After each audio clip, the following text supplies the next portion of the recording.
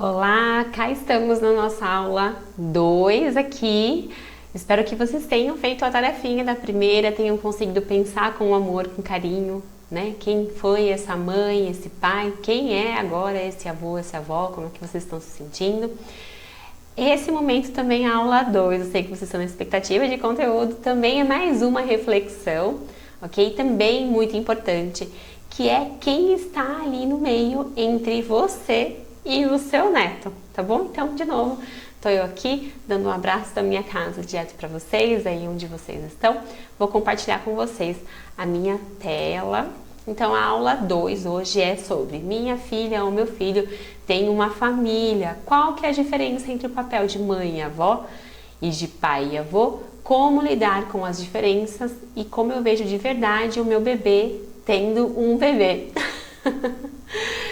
Será, né, que isso é conflituoso? Como é que é isso? Vamos ver, então, juntas e juntos. Primeira coisa, vamos pensar. Como é que eu vejo de verdade o meu filho, a minha filha, a minha nora e o meu genro?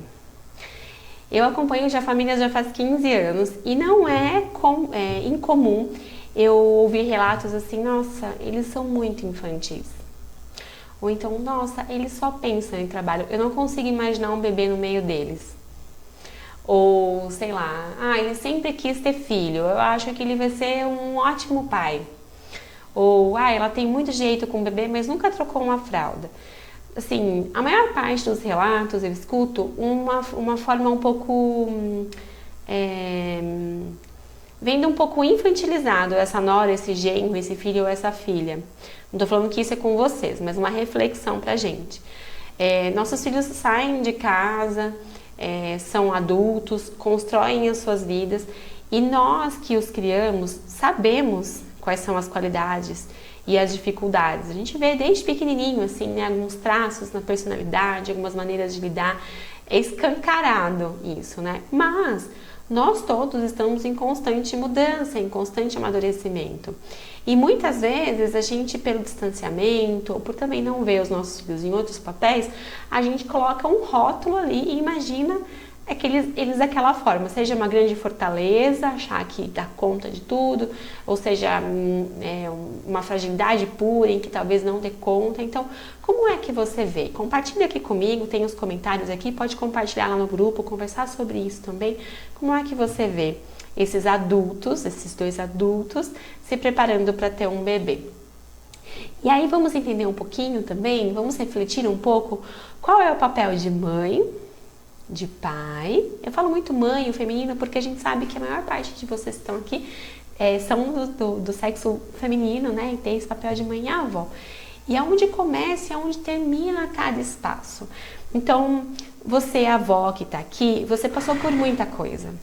Nossa, o meu filho mais velho, como eu falei lá no começo, ele tem 14 anos e a gente já passou por tanta coisa que eu tenho certeza que se eu tivesse agora, voltasse no tempo com a experiência que eu tenho, olhasse para o meu filho, eu ia olhar as coisas de uma outra maneira. Então, com certeza, você, avó, que é mãe há muitos anos, passou muita coisa com seus filhos e se acostumou com esse papel de tomar a frente, tomar a decisão, ser a principal responsável, ser a matriarca, ser muitas vezes a pessoa mais experiente, que acaba tendo razão, que é quem orienta. Não é um papel que você fica mais abaixo, né? Se a gente for pensar hierarquicamente ou de sabedoria, é um papel muito soberano. Como é que é imaginar vir um novo ser em que um outro ser humano que você colocou no mundo vai ser o principal responsável? Talvez você esteja pensando aí, não, pra mim é tranquilo, porque minha filha é super independente e é isso mesmo, esse filho é dela. Mas o mais comum que eu vejo é uma vontade de fazer por, né? É uma vontade de fazer também esse papel, ou pelo menos orientar muito bem esse papel.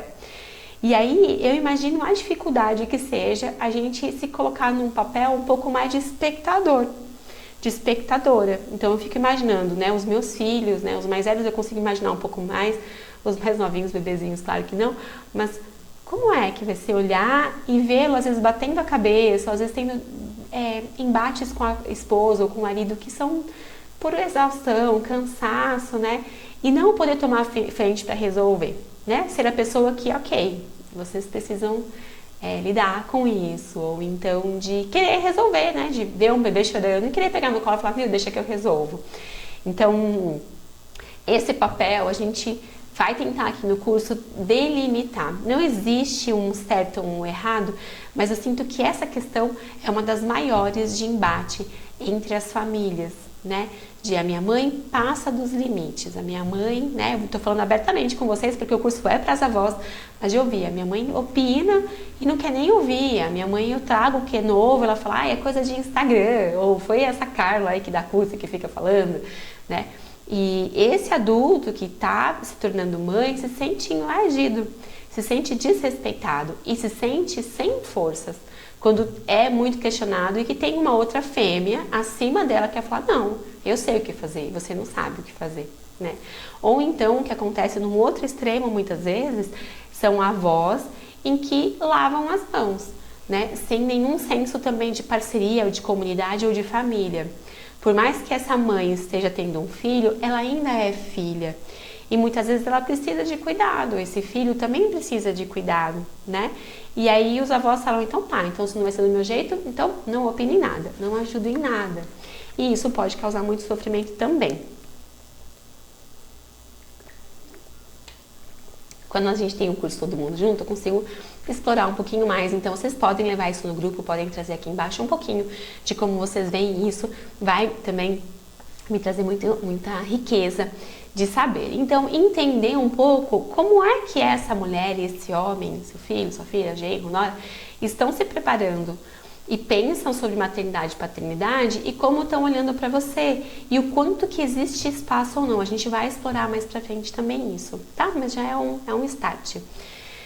E aí tem mais uma questão pra gente pensar pensamos diferente, o que fazer? Vai acontecer, pode acontecer. Tá cada vez mais raro a gente ver famílias, né, casais, em que não se preparam e que falam, mãe, fala como eu tenho que fazer. Muitos se preparam, tem muita informação, foi o que eu falei para vocês lá na apresentação, mas não tem a prática. E aí não deixam que o pensamento de quem é avó, que tem experiência, que fale também. Então pode acontecer, por exemplo, a gente vai conversar sobre isso, que na nossa geração, na sua geração, vocês ofereceram para nós alimento amassadinho, batido, com 3, 4 meses, porque era orientação do pediatra, certo? Hoje a orientação da pediatria é oferecer alimentos só após os 6 meses e eu vou explicar lá na frente o porquê. Vocês vão pensar diferente. E o que a gente vai fazer com isso, né?